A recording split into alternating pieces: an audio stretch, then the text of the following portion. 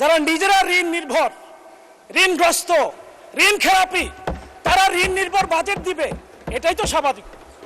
পরিবহন ভাড়া আকস্মিকভাবে এত বেশি বৃদ্ধি পেয়েছে, এটা বাংলাদেশের ইতিহাসে সর্বকালের সকল রেকর্ডকে ছাড়িয়ে গেছে। স্পিকার, বাজেট আমার জীবনের গল্প, আমার পকেটের গল্প, আমার ভবিষ্যতের স্বপ্নের গল্প, বাংলাদেশের 18 কোটি মানুষের দৈনন্দিন জীবনের হিসাব নিকাশের গল্প। কিন্তু এবার মাননীয় অর্থমন্ত্রী যে বাজেট প্রকাশ করেছেন, প্রস্তাব করেছেন, এ বাজেট আসলে আশারে গল্প। মাননীয় স্পিকার, প্রায় 3.25 লক্ষ কোটি টাকা ঋণ নির্ভর যে বাজেট পেশ করা হয়েছে, সে বাজেট শুনে, ঋণের কথা শুনে আমাদের বিরোধী দলের অনেক সংসদ সদস্য উষ্মা প্রকাশ করেছেন, আশ্চর্য হয়েছেন।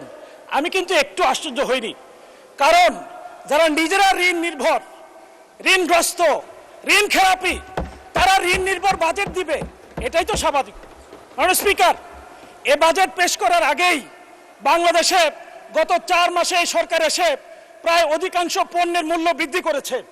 এ বাজেট পেশ করার আগেই 14টি ভোগ্য পণ্য সহ প্রায় বড় বড় যে পণ্যগুলো মানুষ নিত্যদিন ব্যবহার করে, সেগুলোর মূল্য বৃদ্ধি পেয়েছে। এবার বাজেট পেশ করার 7 দিন আগে বিদ্যুতের মূল্য বৃদ্ধি করা হয়েছে, 10 দিন আগে জ্বালানি তেলের মূল্য বৃদ্ধি করা হয়েছে, কিছুদিন আগেই এলপিজি গ্যাস 1200 টাকা থেকে 1940 টাকা বৃদ্ধি করা হয়েছে। মাননীয় স্পিকার, জ্বালানি তেলের মূল্য বৃদ্ধি, গ্যাসের মূল্য বৃদ্ধি, একই সাথে নিত্য প্রয়োজনীয় মূল্য বৃদ্ধির পাশাপাশি পরিবহন ভাড়া আকস্মিকভাবে এত বেশি বৃদ্ধি পেয়েছে, এটা বাংলাদেশের ইতিহাসে সর্বকালের সকল রেকর্ডকে ছাড়িয়ে গেছে। মাননীয় স্পিকার, বাংলাদেশের মানুষ খুব আশা নিয়েছিল এই বাজেট পেশের মধ্য দিয়ে এই মূল্য বৃদ্ধিকৃত পণ্যের মূল্য হ্রাস পাবে, কিন্তু এই বাজেট বাংলাদেশের মানুষকে হতাশ করেছে। মাননীয় স্পিকার, একই সাথে এই বাজেটে বিশেষভাবে কিছু পণ্যের উপর নতুন করে করারোপ করা হয়েছে, যাতে এই পণ্যগুলোর মূল্য বৃদ্ধি পেয়েছে। এমএস রড ও কাঁচামালের উৎপাদনে কর এবং ভ্যাট হিসেবে 10% নতুন কর বৃদ্ধি করা হয়েছে, যাতে রডের মূল্য বৃদ্ধি পেয়েছে। ইস্পাত এবং টিনজাত পণ্যের মূল্য বৃদ্ধি পেয়েছে। সাবান এবং শ্যাম্পুর কাঁচামালের উপর ভ্যাট অব্যাহতি কমিয়ে আনার কারণে ইতিমধ্যে এই দুটি পণ্যের মূল্য ইতিমধ্যে বৃদ্ধি পেয়েছে।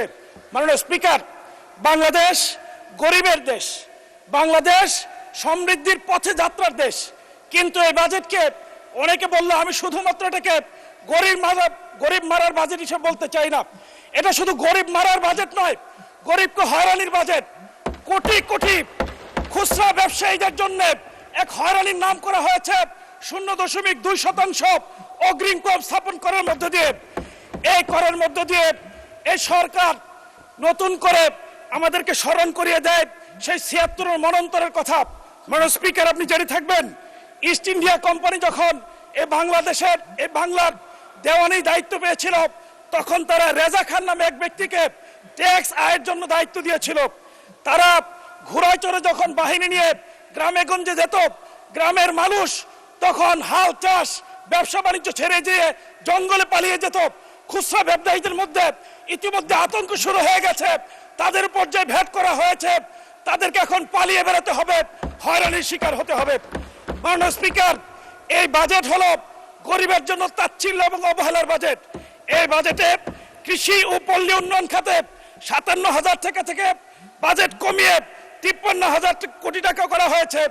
স্থানীয় সরকার এবং পল্লী উন্নয়ন খাতে গত বছর বরাদ্দ ছিল 5.9%, এবছর বরাদ্দ রাখা হয়েছে 4.6%, যা গত বছরের তুলনায় 1.3% কম। কৃষি খাতে ভর্তুকি কমানো হয়েছে, গত বছর ছিল 2.2%, এবছর করা হয়েছে 1.8%। মাননীয় স্পিকার, বার্ষিক উন্নয়ন কর্মসূচিতে কৃষি খাতে বরাদ্দ উন্নয়ন কমানো হয়েছে, গত অর্থ বছরে ছিল 8.9%, চলতি অর্থ বছরে করা হয়েছে 6.21%। মাননীয় স্পিকার, গ্রামীণ উন্নয়ন রক্ষণাবেক্ষণ খাতে বরাদ্দ রাখা হয়েছে মাত্র 400 কোটি টাকা।